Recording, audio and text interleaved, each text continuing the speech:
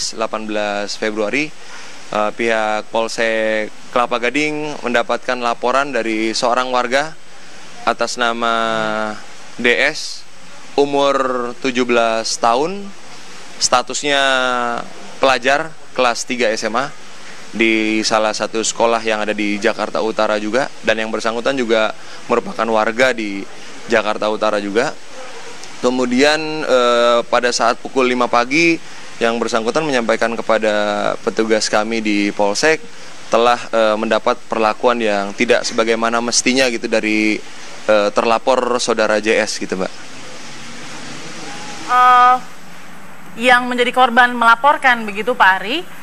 Ini sebenarnya kronologinya bagaimana sih? Apakah memang ada yang klarifikasi juga informasinya bahwa ini tertangkap basah, lalu kemudian ada juga yang mengatakan si korban ini sempat pulang dulu, yang mana yang benar begitu, Pak Ari? Baik, rumor yang beredar memang banyak sekali, tapi dapat kami pastikan berdasarkan berita acara pemeriksaan yang dilakukan sejak tadi pagi oleh tim dari Polsek Kelapa Gading dari unit reskrim, kami sampaikan bahwa pertemuan pertama kali itu terjadi di tanggal 31 Januari, di mana korban, saudara DS ini merupakan penonton di salah satu acara live kompetisi sebuah ajang di salah satu televisi swasta, Mbak Balkis. Kemudian di kesempatan pertama tersebut, saudara SJ menawarkan, sempat berkomunikasi gitu, menanyakan tinggal di mana, kemudian disampaikan di daerah Jakarta Utara. Saudara SJ menyampaikan, wah berarti sama, ditawarkanlah gitu. Ditawarkanlah oleh saudara SJ kepada saudara DS, maukah untuk pulang berbarengan dengan saya, karena alasannya satu arah.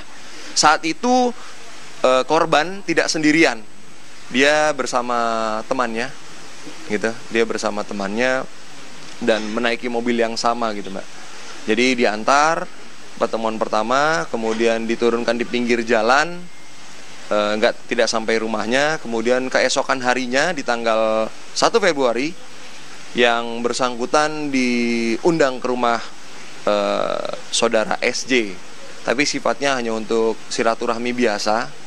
Di sana silaturahmi, datang ke rumahnya, kemudian diajak makan juga di rumahnya gitu, ditanyakan sudah makan atau belum, beserta teman yang sebelumnya juga, jadi 2 orang juga tanggal 1 Februari itu.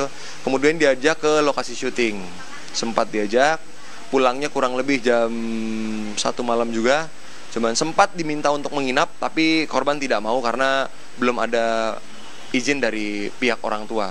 Setelah pertemuan kedua di tanggal 1, 2 minggu kemudian lose kontak, sampai akhirnya kemarin di hari Rabu tanggal 17, tanpa disengaja atau direncanakan, saudara DS bertemu lagi dengan saudara SJ, dan yang menyapa duluan juga saudara SD. Tapi karena yang bersangkutan juga belum mendapat perlakuan bagaimana gitu, jadi yang bersangkutan tetap menyapa sebagaimana layaknya seorang fans kepada selebritisnya begitu, Mbak. Kemudian saat disampaikan oleh saudara SJ, hari ini acaranya apa, yang bersangkutan menyampaikan mau sekolah. Kemudian saudara SJ menyampaikan, kenapa nggak ikut saya saja gitu, bisa izin nggak atau tidak. Akhirnya terjadi komunikasi. Empati dari korban, saudara SJ hanya membawa 1 manajer. Dia berharap bisa membantu sebagai fans yang baik, mungkin kurang lebih seperti itu, berusaha membantu saudara SJ sampai larut malam. Sepulangnya dari syuting salah satu acara televisi, dengan mobil yang sama diantar ke daerah Jakarta Utara, diminta untuk memijat sebelum pulang, diminta untuk memijat saudara SJ. Dan dari proses pemijatan itulah ada permintaan yang 2 kali ditolak oleh korban saudara DS. Akhirnya pada saat tertidur ada perlakuan yang kurang baik, kurang lebih pukul 04.00. Demikian, Mbak Balkis.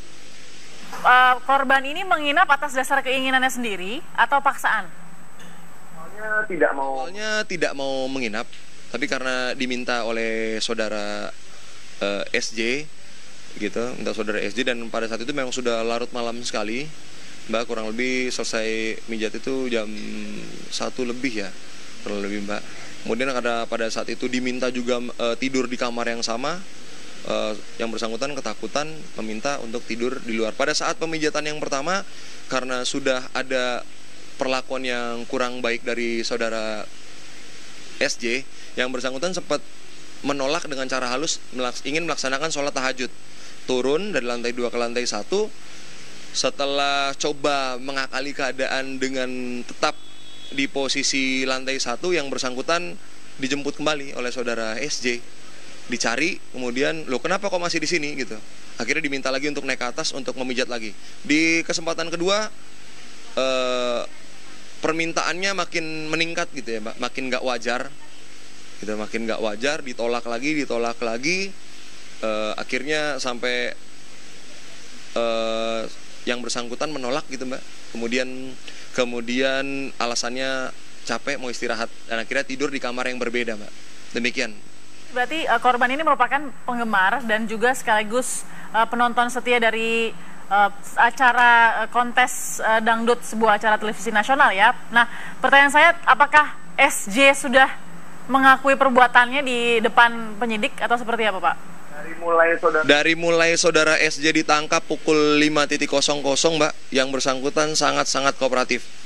Tadi sempat melaksanakan buka puasa juga bersama dengan anggota kami di kantor. Kemudian kita melaksanakan sholat bersama juga dengan bersangkutan.